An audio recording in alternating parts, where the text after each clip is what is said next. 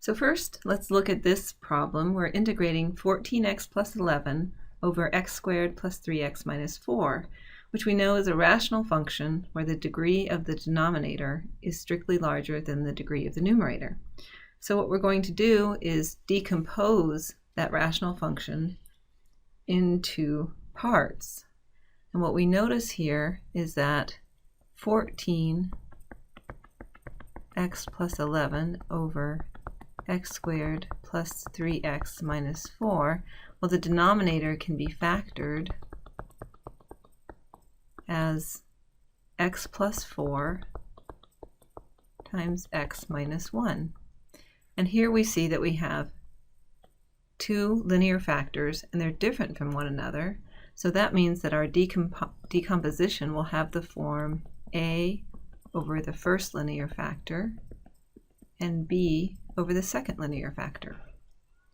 Now what we do is find a common denominator for these terms, which will be the x plus 4 times x minus 1, and then our numerator will be a times x minus 1 plus b times x plus 4.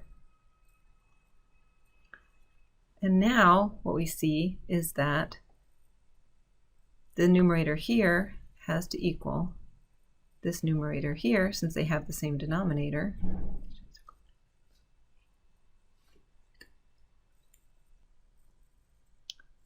Or this one right here.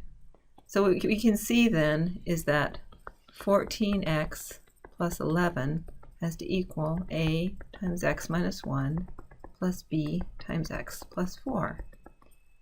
And now what we need to do is figure out what a and b are. And one way to do that is to choose values of x that will knock out one of the two constants a or b.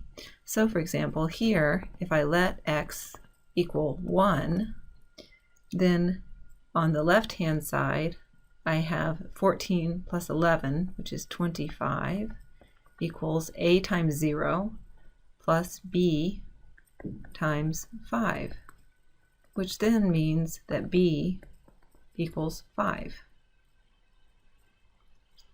And similarly, if I choose x equal to negative 4, that will knock out b, and I'll have 14 times negative 4 plus 11, which is negative 45, and that's going to equal negative 5 times a. So from this we know that a equals 9.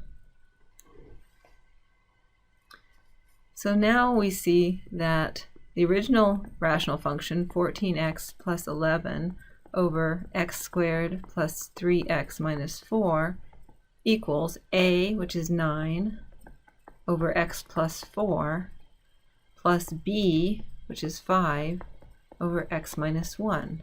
Okay.